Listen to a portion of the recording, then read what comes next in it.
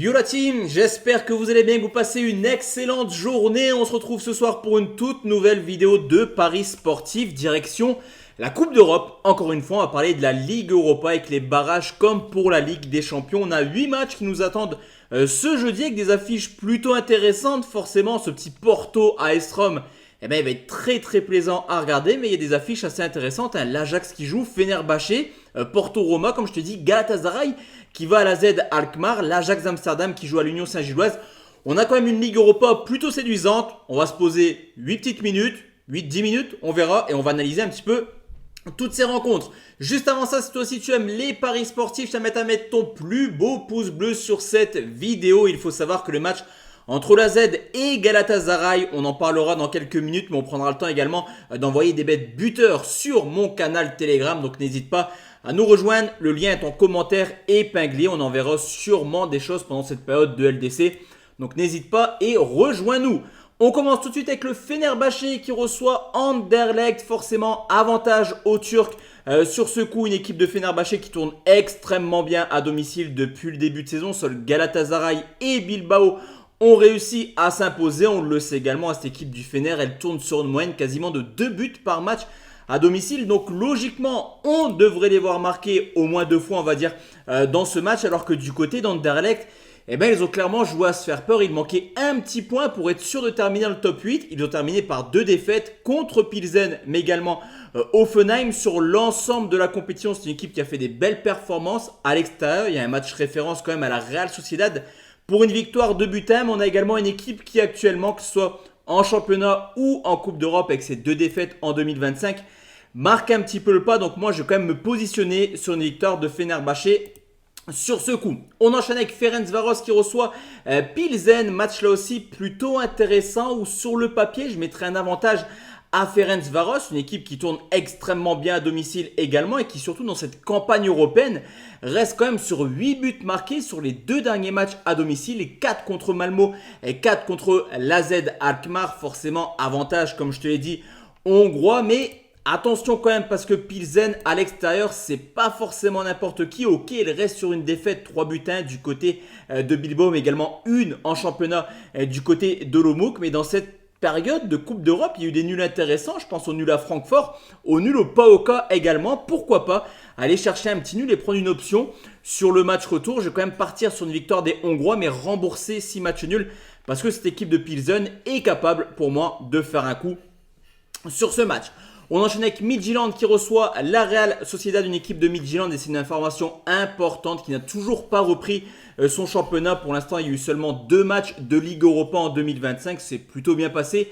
Une victoire à Ludogorets, un match nul contre le Fenerbahçe, mais là sur ce coup, il y a quand même une équipe très performante, la Real Sociedad, qui a quand même fait une campagne européenne plutôt intéressante. Il y a eu des défaites pas forcément très inquiétante, parce qu'il y en a une contre la Lazio de Rome, une en début de compétition contre cette équipe d'Anderlecht, mais c'était un match un petit peu particulier. Sinon, dans l'ensemble, à l'extérieur, la Sociedad gère plutôt bien. Cependant, ce n'est pas forcément le genre de match où on peut s'attendre à avoir 4, 5, 6 buts.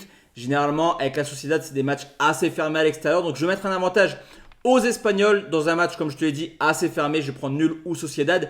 Et moins de 3,5. On enchaîne avec l'Union Saint-Gilloise qui reçoit l'Ajax d'Amsterdam. L'Ajax d'Amsterdam qui a passé un très bon week-end en reprenant la tête du côté de l'Eurodivisie. Une équipe reconnue, on va dire, pour ce jeu offensif.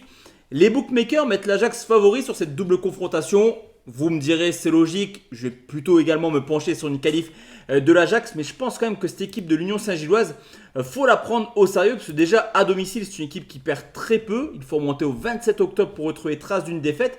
Et entre deux, il y a eu un nul contre la Roma. Il y a une victoire contre Braga. Une contre Nice également. Donc attention, je pense qu'il faut quand même prendre au sérieux cette équipe belge. Cependant, comme je te l'ai dit, l'Ajax, c'est une équipe qui marque énormément.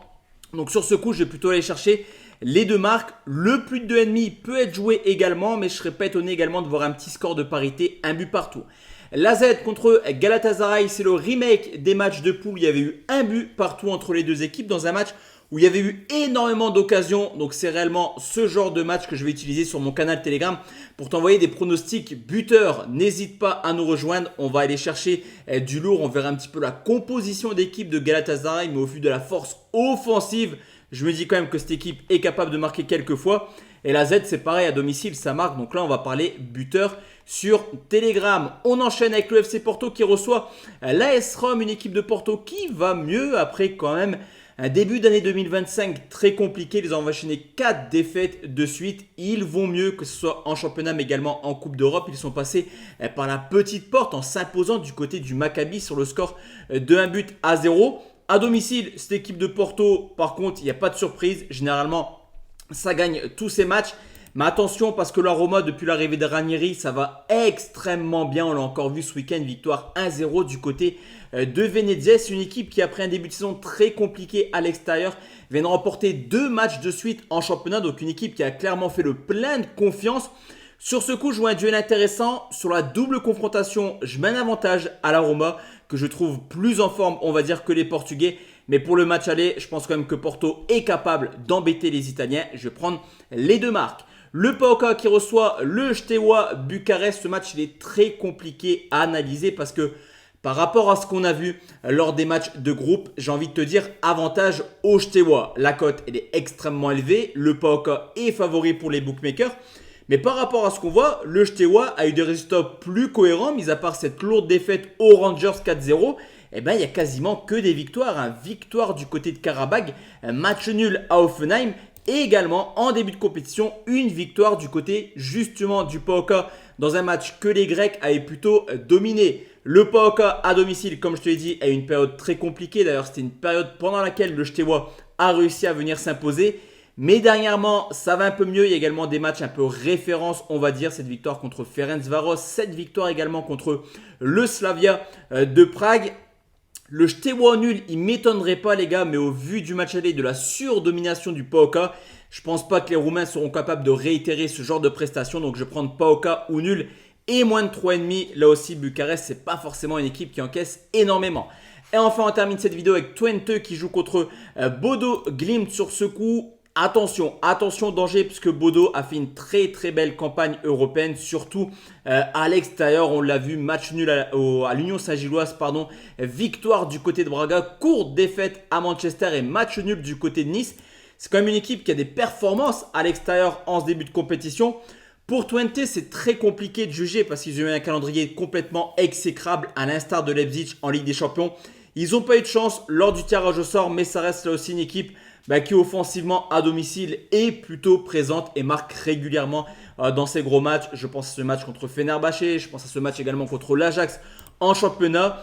Donc je vais prendre les 2 marques parce que cette équipe de Bodo a montré des choses très très intéressantes et je me dis qu'elle est capable de faire quelque chose. Donc voici à team mes avis concernant les barrages de Ligue Europa. On verra demain si je fais une vidéo 100% conférencique. Il faut que je regarde un petit peu les matchs et que je propose pas forcément n'importe quoi.